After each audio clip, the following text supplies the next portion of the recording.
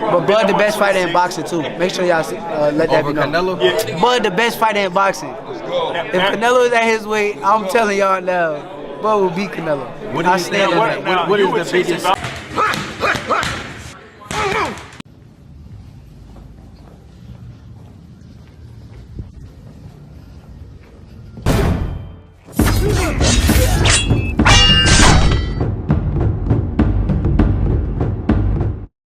What's going on, you guys? So yeah, after my last video, the rematch clause with Errol Spence and Terrence Crawford, the title of that video was on purpose. I was just experimenting with something, and sure enough, that shit actually works. Clickbaity titles actually works. It's almost frustrating that boxing fans will gravitate towards such nonsense, but I guess that shit actually works. And if you sit there and actually listen to the video, it's nothing really like the title was stated, right? It's frustrating, right? It's kind of frustrating thinking about it. Like, you come out here and just say anything, lie, and do all this shit, and here come everybody, right? So if this particular video has a flashy, crazy, clickbaity title, well, then you know why. But Shakur Stevenson comes out and says that Bam Rodriguez is his favorite fighter, and that he could beat Naoya Inoue in 2 years. Now, this is something that I was talking about, Bam Rodriguez, Jesse Rodriguez, he's at 115 pounds. Naoya Inoue is at 118 pounds. Now, Naoya Inoue was talking about moving up to 122. Well, he necessarily wasn't talking about moving up to 122 pounds, but his time at 118 may not be a long one, right? Cool Boy Steph is interested in facing Naoya Inoue at 122 pounds if he looks to move up there. But Bam Rodriguez, of course, Stevenson said he could beat Naoya Inoue in 2 years. And let me read a little bit of this article to you, right? Because sometimes these guys be funny, and I can kind of go off of what they're saying, right? He says, Bam Rodriguez did an excellent job of slowing down the offensive Rungvisai by moving and holding last Saturday night at the Techport Arena in San Antonio, Texas. Stevenson might be getting a little ahead of himself in praise for Bam Rodriguez because his last two opponents, Rungvisai and a 33-year-old Quadras, were no longer in their primes. Both of them saw their heyday come and go 4 to 6 years ago. Wow. And this is why, salute to Boxing News 24, man. Like I said, man, there's a lot of truth to what these guys are saying. It could be harsh hearing it if you're a fan of any particular fighter, whether it's from Chris Williams or Hubert, whatever these guys, right? Rob and all these guys, they're very direct, right? And they may come off as biased, opinionated, et cetera, but you go to your favorite YouTubers every day for some biased, opinionated shit anyway, right? But he says that Quadras and Sor Rungvisai were past their primes, and let's be honest, they were. Okay, Sor Rungvisai is a 35-year-old little guy, and what we know about boxing is that the bigger guys tend to mature a little later than the smaller men. I'm not taking nothing away from Bam Rodriguez. I thought the dude looked phenomenal, you right? The angles he was cutting, the movement, the skill set, the technique, everything was top-notch from the 22-year-old Bam Rodriguez. Then I'm going to continue. He says, at this stage in their careers, they were old fossils, well velted by Bam Rodriguez's management, deemed a non-threat to beating him. Wow. These guys are brutal, bro. So he basically said they was perfect, right for the picking, right?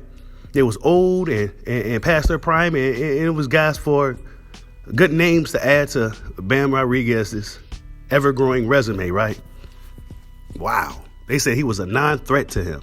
And looking at the fight, for Bam Rodriguez to be the 112-pounder moving up in weight, he looked like the much bigger man than Sor Rungvisai, if I'm honest. Then he says, what we've seen from Bam is a product of careful matchmaking by his promoters by putting it in with old guys, Quadras and Rungvisai, and then crowing about the wins. What we're seeing is fool's gold, and sadly young fighters like Shakur Stevenson have been tricked along with many casual boxing fans. Wow! Hey, this may be hard for the guys who's cheering that Bam should be pound for pound soon and all that. This could be hard to hear for a lot of guys, man. This is why I said, when you come to Bushido Boxing, you better take your feelings out, leave your feelings at the fucking door. You know what I'm saying? We ain't got time for feelings and emotion over here on this platform. It is what it is, right? But hey, I told you, these writers over here is pretty brutal. He said that many casual fans don't know what the fuck is going on. He said, what you're seeing is fool's gold and perfect, careful matchmaking. Wow.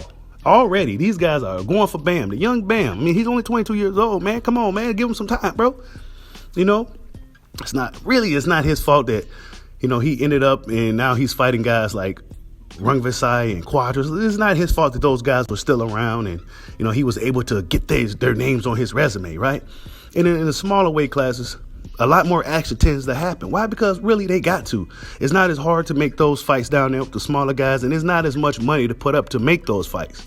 So it's a kind of a difference between, let's say, the lightweight, welterweight, middleweight, you know, some of the more prominent weight divisions in boxing, right? Then it says, if Bam's promoters at Matchroom Boxing believe he's a superstar, then they'll match him against one of these fighters next. Roman Chocolatito Gonzalez, Naoya Inoue, Stephen Fulton, Nanuto Donaire, and Juan Francisco Estrada. And yeah, those are all very solid names, really, really good names. Champions, Hall of Fame type guys, right? Nanuto Donaire. Stephen Fulton is the unified champion at 122. I mean, let's be honest, folks. We won't see Bam Rodriguez really challenged until he moves up in weight to either challenge Naoya Inoue or moves up to 122 pounds. Now, there are some guys at 118 pounds that could give him some good work. However, he's talking about going back down to 112 pounds. So I'm not quite sure what's the move there or what's the angle there.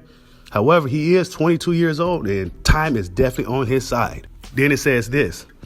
If Bam Rodriguez is so good, why are his promoters and trainer Robert Garcia so desperate to match him against a recently beaten Julio Cesar Martinez next rather than Chocolatito, Fulton, Donaire, Estrada, or Inoue?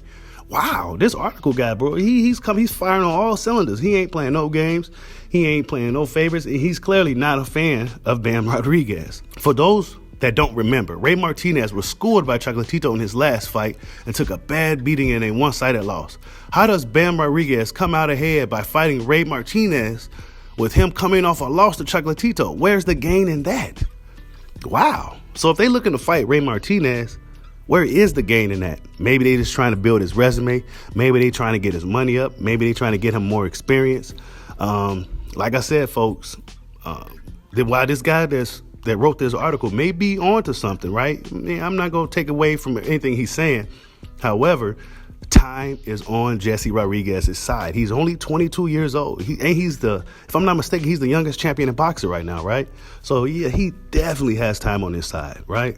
Again, this is all about trying to sell a product by matching a fighter against flawed guys to make him look better than what he is.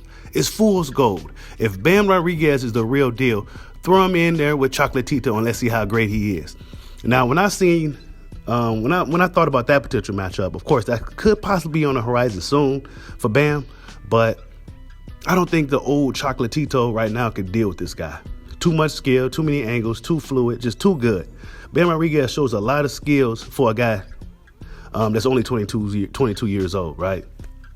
I don't really see Chocolatito being able to really beat Jesse Rodriguez. He has a exceptional IQ, fight IQ, for a guy that's 22 years old. I'm not sure if Chocolatito, or old past prime Chocolatito, can really deal with this young, spry fighter, right?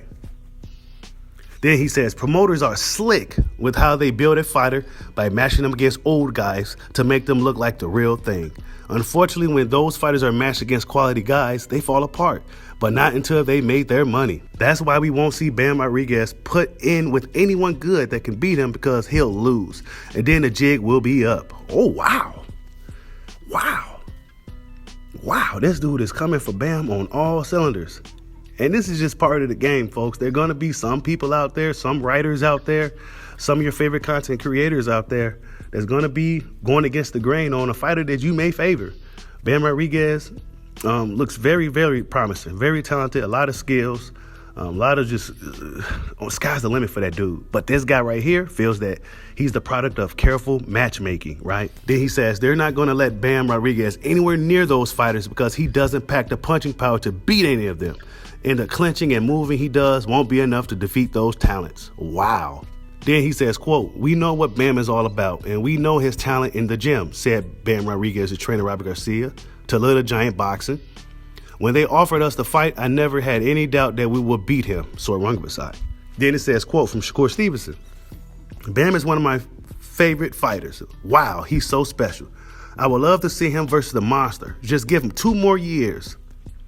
Bro, that kid is so special. He's been special. And crazy thing about it, I'm picking Bam in 2 years. I promise. Sorry, but this kid is so special. And then, of course, that's what Shakur Stevenson had to say about Bam Rodriguez. He thinks that he's going to be Naoya Inoue in 2 years. He said he's so special, etc., etc., etc. But the guy that wrote this article don't share the same sentiment, right? This is a fight that I was talking about. Naoya Inoue versus Bam Rodriguez. Me personally, I don't know who will win that fight. Only time will tell. Will Jesse Bam Rodriguez be able to handle Naoya Inoue's power? Will Naoya Inoue, excellent accuracy and punch placement, be able to land a shot on a really elusive, a guy who knows how to cut the angles like a hot knife through butter, like Bam Rodriguez? I mean, that's an excellent matchup, people. And then it says this: honestly, I want him to go back down to 112. If there's a champion at 112 willing to fight him, we would love to, said Robert Garcia on what his plans are for Bam Rodriguez. I don't want to mention names. That's what Robert Garcia said, end quote. And then it says the WBC would probably be the easiest one to make, but with Ray Martinez, we don't know if he's going to make weight, if he's going to show up, if he's going to fight, if he's going to get sick. He's done it many times, so I don't know. So they still apparently trying to fight this Ray Martinez guy. Isn't he coming off a loss? I'm not sure why they so aggressively pursuing a Ray Martinez fight if you can go up and fight somebody else who will give him a better challenge. But like I said before, they know they got time on their side. Then Robert Garcia says this: last year we were struggling to get him fights. We had a hard time getting him fights, and I got him 2 fights with Top Rank. It was hard to get him a contract, said Robert about the problems they had in recent past attempted to get fights for Bam Rodriguez. So apparently they had problems getting him fights in the past, and now things seem to have been working out for Bam Rodriguez. Now, Bam Rodriguez is going to be one of the prominent names in the smaller weight divisions.